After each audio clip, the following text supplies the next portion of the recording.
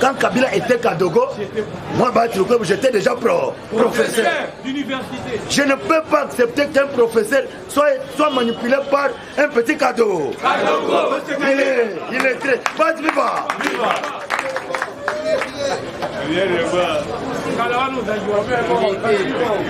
Fruit à mon voyage à président Félix Samour. FMI a débloqué 448,6 millions de dollars. Après FMI, c'est le tour de la Banque africaine de développement. Bad Viva a débloqué combien? Depuis le 8 milliards de dollars.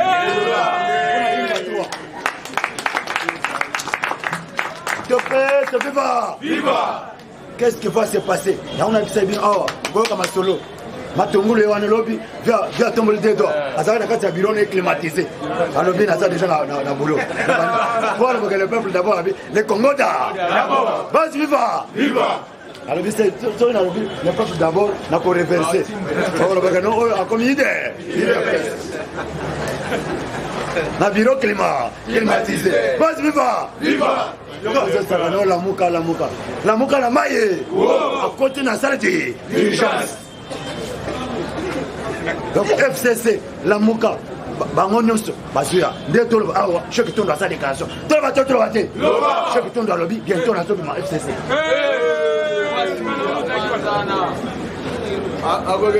Quand ils ont bêta mon frère, dès que tu as awa, ma solisa qui tombe.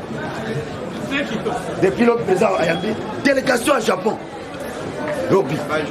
Délégation au Japon, lobby. On va soutenir une infrastructure dans l'éducation. École primaire gratuite. On a Goyoka, on va t'en refaire. Mais Fatia a signé. A signé, toi, a signé. Dans 5 mois. Et l'autre président, comme Sangai, qui nomme Mitema Mabé, au Bozanango. Kabila Beti, Momoto a bêti combien? 32 ans. Kabila le père avait combien? 4 ans.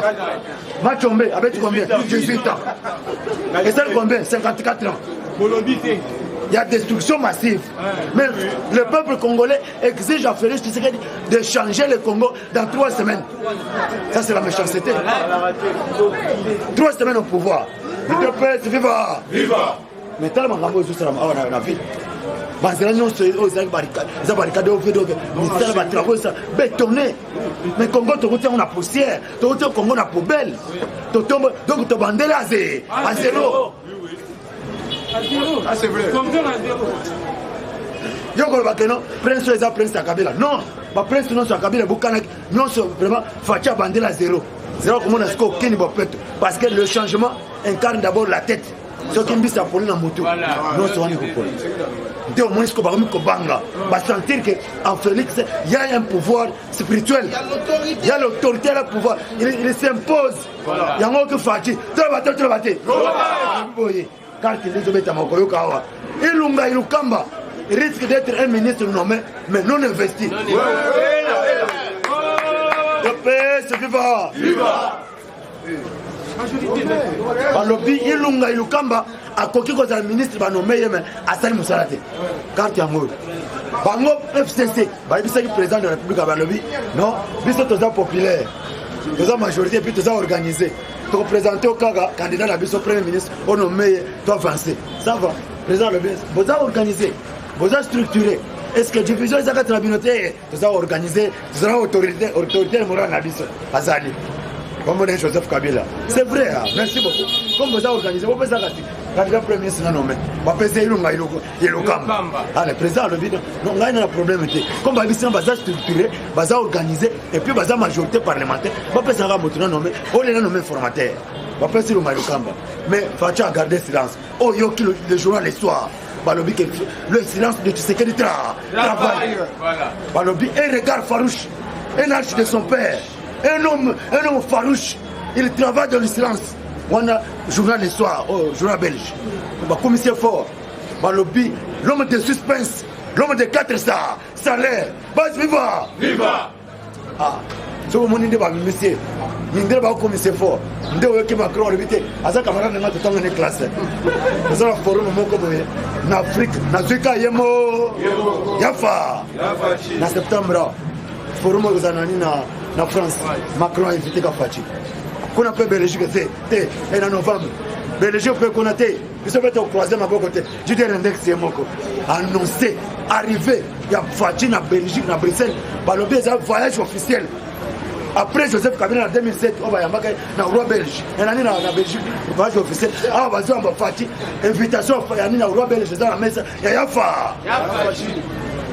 En septembre. Fatih officiellement accueilli par la Belgique.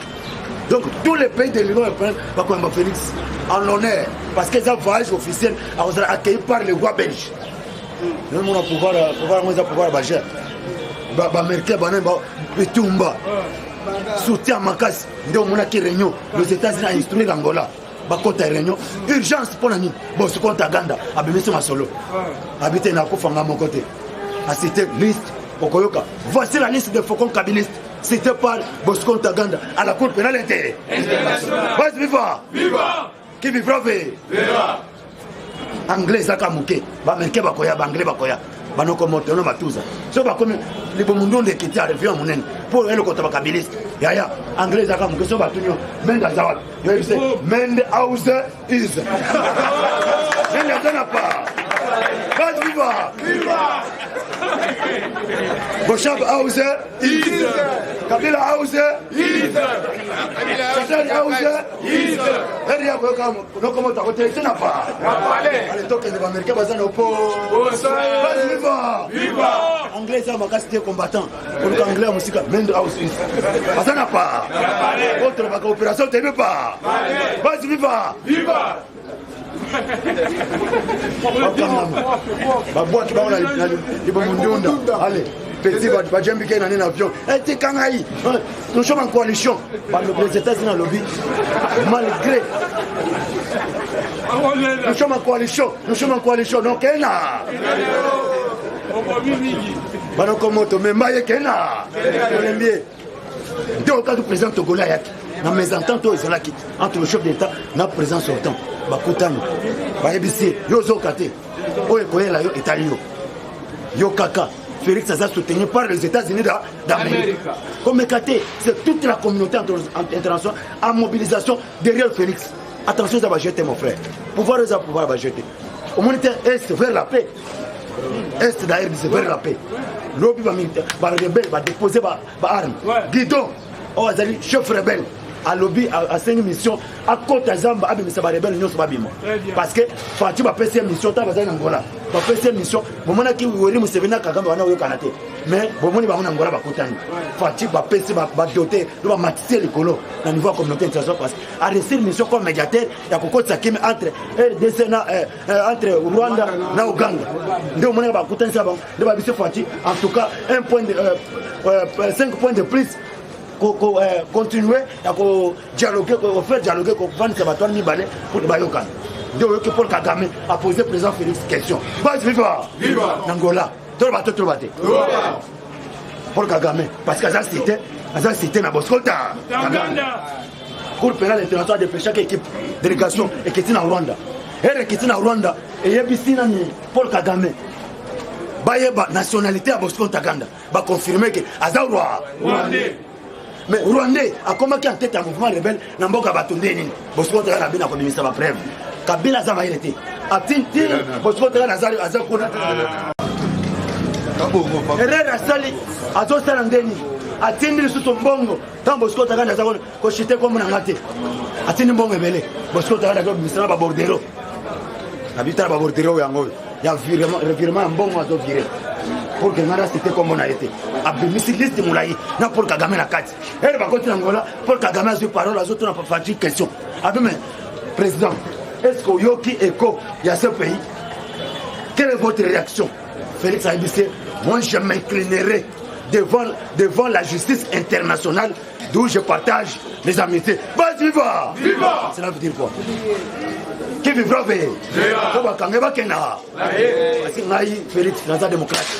Je veux respecter la justice internationale. De Monisco, trouble côté de Bango. FCC et Panzani. Awa, ABC, ARDC. Babimi. Petit, William Kawili Michik, attaque à Koumoussindeni. Ce cas, il faut que vous abattez dans les métiers. Traître atikala très afingi Kabila afingi FCC afingi ba Tambwe Mwamba bati anani Willy Mishik awa combattant pour y bakeno ba donner ils ont changé belé dès que président de la République a le bientôt il faut nommer dans le mais ndeni ni bingo bakeno vous structuré vous organisé vous composer la majorité parlementaire vous pouvez ça mutuna nommer mais la minute comme je visais le souci dans le comme ça c'est que la 4 il y a les gens qui ont la majorité il y a les personnes qui ont la majorité mais vous avez divisé alors on a la zone nommée bah tu comme un informateur va donner ça changer de mon carte et terminer dans le gouvernement donc c'est calme pas le but ce qui te donc dit avant tout comme Dieu te a lancé un programme social pour que échapper aux populations. Alors, c'est bon que nous avons travaillé même sans gouvernement. Oui. Alors, on a un programme social. Le peuple d'abord. Bas viva. Viva. Yana yo melana. Nayo. Quel est autant de salabons dans médecin? Parce que l'obésité, Zoya. On dame par jour à 4 à 5 fois. On dame. 4 et ça qui toque. Bon, on va pesa. Pourquoi le secrétaire général de l'ONU, Antonio Guterres, arrive à Kinshasa le 26? Bas viva! Viva! Bandakala, Ayakate. Ils ont préparé un régime à Kabila, Ayate. Mais la minute assuré que le 26 juillet, le CG de l'ONU, Antonio Guterres, arrive à Kinshasa. Papa, toi, il y a des généraux là-bas, des généraux dans le monde. C'est lui qui dirige le monde, c'est quoi? Azo qui est à Kinshasa. Est-ce que Yakoya Ao. Est-ce qu'il y a Matembele? Atega Tondolo. Azana ba généraux, Azana armée. Monisco c'est une véritable armée. Fatouaï Bagate. Dio Moni Fati a dribblé en carte. Pas bête à voir qui m'a tongulu. Nani na bad. Vandana. Bemba Pekona, Batuni Jean-Pierre Bemba, Gomba, Asaki meeting na Mbandaka, na Lesala. Mais Tozana courante, Tozana maïté, Yoka intégralité, la discours à Jean-Pierre Bemba. Mutu moko te akosabino te ke vérité des urnes bakosabino mingi bana bande ba Hollande bakosabino mingi tokoki ko baluka esika moko te yoka discours tokoki ko baluka esika moko te il faut to avancer mokonzi mboka azali déjà courant bosenga na mai na kokutana na numéro 1 ya république to solo la naie comme ça tu vas bander na uchela bino makambani na courant na mai bana bana ba mutu moko ya ressuscité alors ba que vérité des urnes makamba vérité des abo bana bana ba ta bokola ka OK bana bana oya numéro 4 là bana bana bengani akoya ressuscité to ba ke mabanga oya numéro 4 na moi chemise à pembe aya ressuscité Vieux Kaloulou. Kaloulou m'a dit demande à Mboka Jean-Pierre Bemba à mettre fin à la discours la vérité des zones à Maïe. Bemba go, Gombo be, so asina ta banque centrale to pesa yi. Webi na kati ndako. So za na bana yo.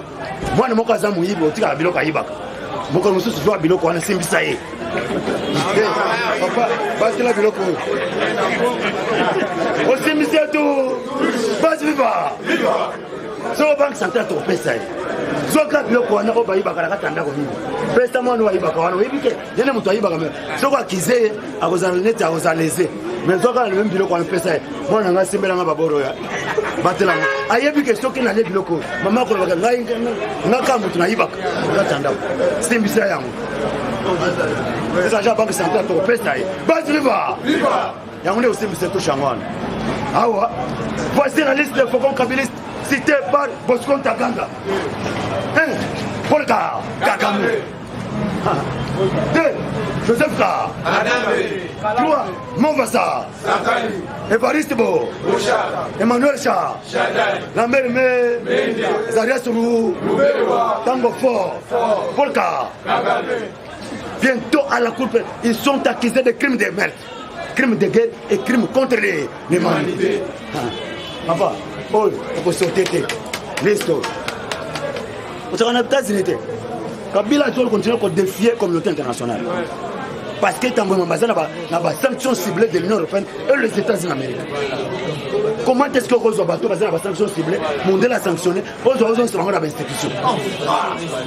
ezali défi de mondelo mona bazoka siko ba dépêcher de oka kelman ko na lo ayebisi Eric Mbago kana micro na yo okotuna nga dans une année na ko biso place de kabila koza parce que ça titi ayoka kate il y a beaucoup de jeunes au PPRD on cause ba jeunes wana te bato mael eloko bana osala etienne sike de grandeur eza kolokota mutu na puturu atomboli pour le bando mazaki nani un mécanicien D6 Etienne Sera no maye ministre de défense Jean-Marc Kabumbu oyo toyebaki niveau na ye toyebaki makambo na ye avie na kamina bacibala awa bengambe banani yango wana topesa Jean-Marc Kabumbu kombo ya roi David mpo na nini Etienne Sera akei koloko te kuna na village nde bazwaki roi David na zamba bengambe bazalaki wana bashamba banani bacibala bamobake banani awa Etienne avait été ôté. À quel moment Jean-Marc Kabumbu a mis le secrétaire général à défendre le mot jusqu'au bout. Donc c'est ça la grandeur d'un homme. Bon, c'est le bon on partit dans le bon comme bon à basso.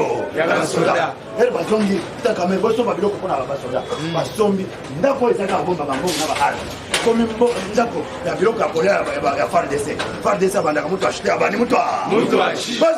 Viva! On a canchage. So, on a venu à Kibomango, on met qu'on critique Fatih. Mais t'es mort, on en sort de dire. Dès au monde, Bachel s'est sauté. Faire des essais, l'autre va faire Bachel Moulongo. Bazo salaire là-bas. Papa, Polia, Baouti, le bango, Bloco. Chaque. La prime, ils ont 30 000. Vamos à 50 000. Comme le manager de l'État, là. Le président a bien avoir un programme à 100 jours. Elle va donner à bien sa prime parce que la prime est sortie. Elle va faire ce bango. Mon quartier est ce qui va être le banda. Le président a foutu bango déjà la prime na bango bazoa. 300 000 sur 500 000. Va faire un score. Mon quartier est le président a dit bango. Bon, qu'il n'a pas su le jambon on a bien. Pour comprendre le thème, bon, le président a fait ce que c'est